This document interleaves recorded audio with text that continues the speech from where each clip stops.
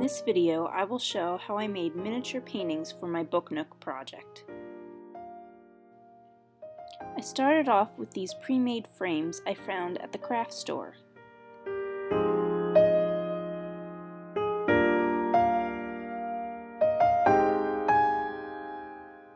Even though they were a little oversized for the 1/12 scale I was working in, I still thought they would be perfect to hang over the mantelpiece of my fireplace.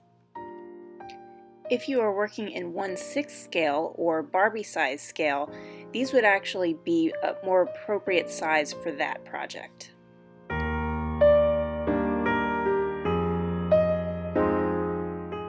I started by going through some old art magazines that I had to see if I could find any paintings that would fit the size frames that I had. So I just looked through, and every time I found a small painting, I would lay the frame over top of it and see if it would fit. Here is the perfect example of the one I used over my fireplace. This is something that would really work well for a project involving, say, Harry Potter, where you wanted to have a lot of those moving portraits on the walls. I decided I would come up with several different options for myself, and then whatever I didn't use for this particular project, I could save for later.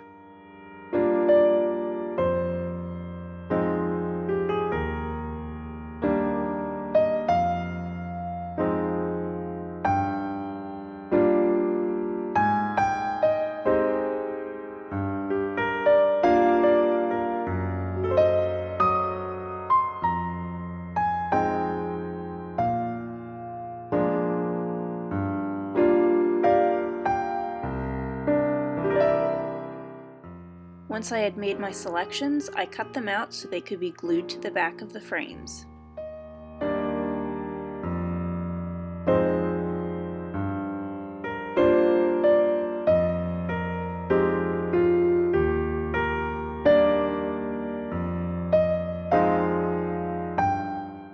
I used pH-neutral PVA glue to glue the paper onto the frames.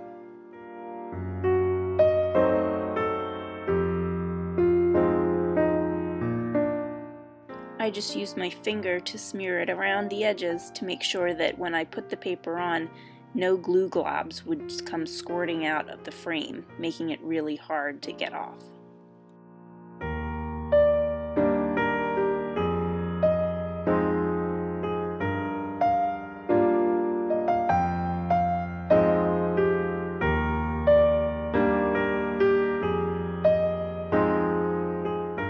Once I had all of the paintings glued to their frames, I then traced them onto chipboard so that they would have a sturdier backing to each one of them. Because they were different sizes, I made sure to label each one so I knew exactly which backing went with which frame. Then it was just a matter of cutting them out and gluing them to the back of the frames.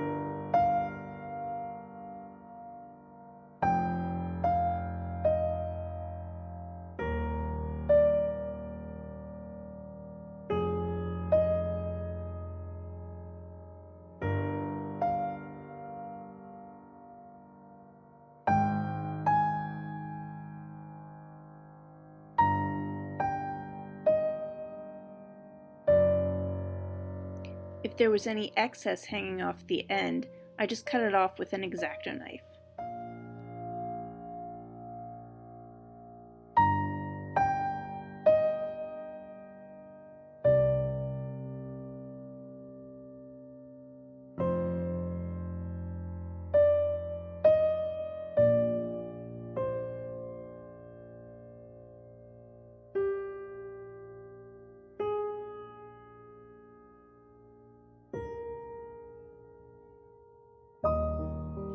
Because you would see the edges of these frames, I wanted to paint them. At first I tried Martha Stewart's Renaissance Gold paint, but that proved a little tricky.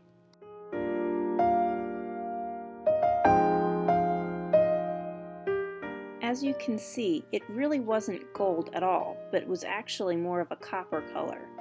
I decided to try it all the way around one of the paintings anyway, just to compare it with other paints.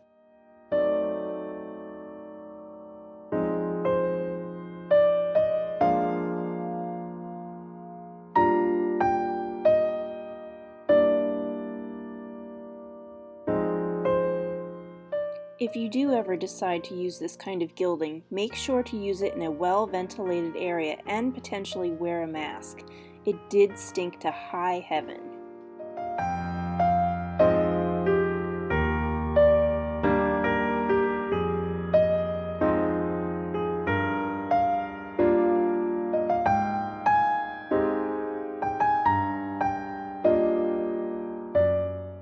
Because I didn't like the copper color, I decided to then try a regular gold Sharpie. I used it on the inside of the frame to cover up the little white edges, and then I tried it around the outside of the frame, but with very little success, as you will see. In retrospect, it probably would have been a better idea to do this before I glued the painting in, just to make sure that I didn't accidentally get any on it.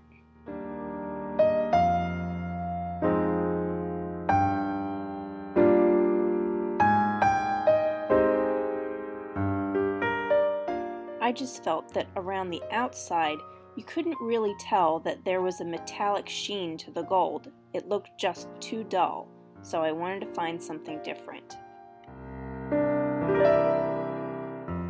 And here you can see just how different the two quote-unquote golds were from one another.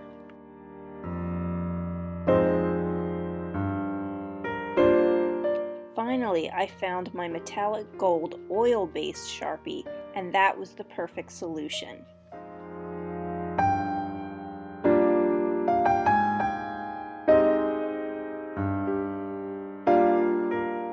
As you can see, it matched the color of the frame really well, but still kept the metallic sheen I was looking for.